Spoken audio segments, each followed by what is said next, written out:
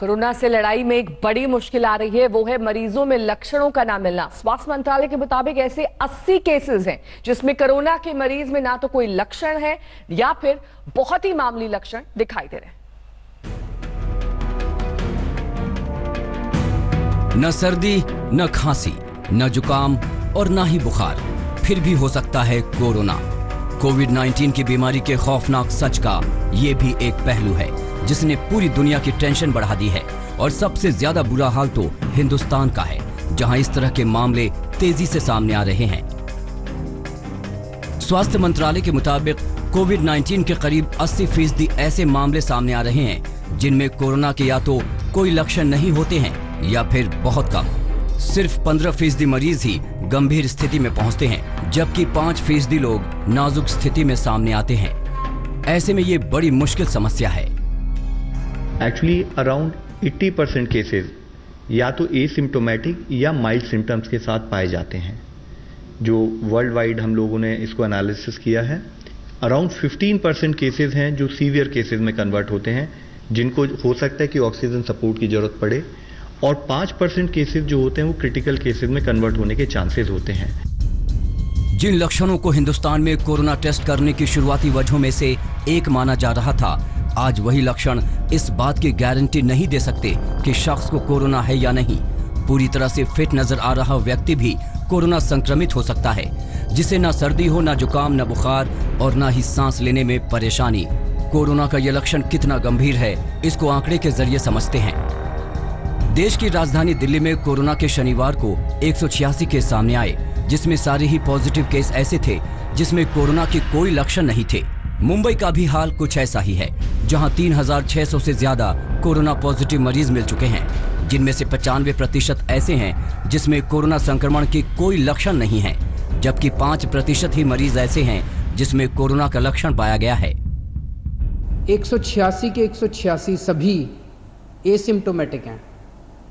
इनमें किसी में भी सिम्टम्स नहीं है, किसी को बुखार नहीं है, किसी को खांसी नहीं है, किसी को सांस की शिकायत भी थी। उनको पता ही नहीं था कि उनको कोरोना है, उनको पता ही नहीं था कि वो कोरोना लेके घूम रहे हैं इधर उधर। ये और भी खतरनाक बात है। 1 अरब 30 करोड़ की आबादी वाले हिंदुस्तान में करीब 4 लाख लोगों की टेस्टिंग की जा चुकी है। टेस्टिंग का पहला आधार ट्रैवल हिस्ट्री है, फिर संक्रमित व्यक्ति के संपर्क में आने वाले लोग और या वो लोग जिनमें कोरोना के लक्षण दिखाई दे रहे हैं। ऐसे में बिना लक्षण के मरीजों का सामने आना स्वास्थ्य कर्मियों की टेंशन बढ़ा रहा है। देश में कई मौत ऐसी भी हुई जिसमें मरने के बाद पता चला कि शख्स को कोरोना था। ऐसे में बहस इस बात पर भी छिड़ गई है कि क्या कोरोना जांच का मानक बदलना चाहिए। दिल्ली से मिलन शर्मा के साथ आज तक ब्यूरो।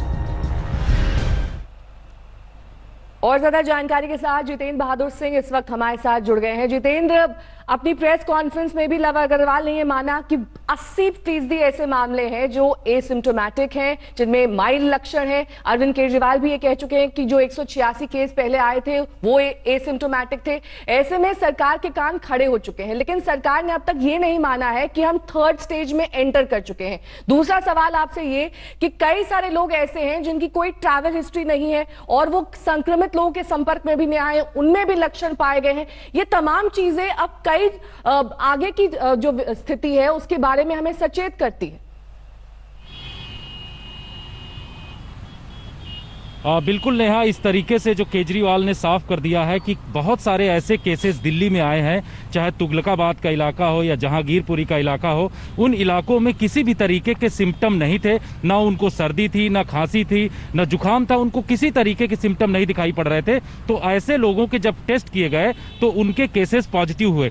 कुछ इसी तरीके के केसेस दिल्ली से जो ट्रेवल करके गाजियाबाद में आए थे, उन लोगों के पास भी ऐसे केसेस आए, जिसकी वजह से गाजियाबाद के डीएम ने कल एक बड़ा निर्देश दिया है और उन्होंने साफ तरीके से ये कहा है कि गाजियाबाद के अंदर दिल्ली से जो भी व्यक्ति आएगा उसकी एंट्री नहीं होगी।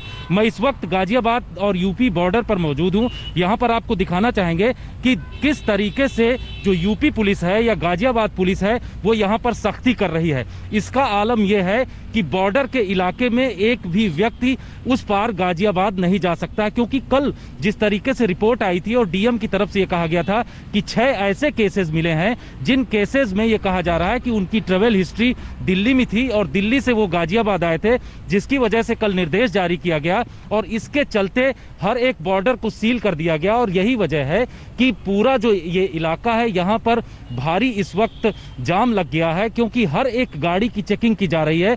जैसा कि डीएम ने निर्देश दिया था, उन्होंने ये साफ तरीके से कहा था कि इस पूरे इलाके में दिल्ली से आने वाली किसी भी गाड़ी को अंदर जाने नहीं दिया जाएगा। सिर्फ वही गाड़ी जाएगी जो आवश्यक सामग्री लेकर के या तो जा रही या फिर उसके पास उस तरीके का पास बनाया गया है जिला की तरफ से। तो यहाँ 1 किलोमीटर से 2 किलोमीटर का लंबा पूरा जाम इस वक्त लग गया है, क्योंकि गहन छानबीन इस वक्त की जा रही है और अलग अलग जगहों पर एंट्री किसी भी व्यक्ति को नहीं दिया जा रहा है। आप आगे का जो रास्ता देखेंगे उसमें साफ तरीके से इक्का दुक्का गाड़ी गाजियाबाद की तरफ जा रही है। तो ये स्थिति यहाँ पर स्पष्ट है। पुलिस पूरी सख्ती इस वक्त बरत रही है और खास निर्देश जो गाजियाबाद की तरफ से दिए गए हैं उसमें यह कहा गया है कि दिल्ली का कोई भी व्यक्ति अंदर एंट्री गाजियाबाद के नहीं करेगा, क्योंकि केसेस इस तरीके से यहाँ पर आ रहे हैं और वो केस बढ़ने नहीं चाहिए। तो ये तमाम निर्देश इस वक्त दिए गए हैं और ऐसे सख्ती से कदम उठाए जा रहे हैं। बहुत बहुत शुक्रिया जितेंद्र। नमस्कार, मैं हूं अंजना ओम कश्यप। हमें उम्मीद है ये वीडियो आपको पसंद आया होगा। लेटेस्ट खबरों के लिए यूं ही देखते रहिए आज तक और इस वीडियो के पसंद आने पर लाइक, शेयर एंड सब्सक्राइब करना ना भूलें।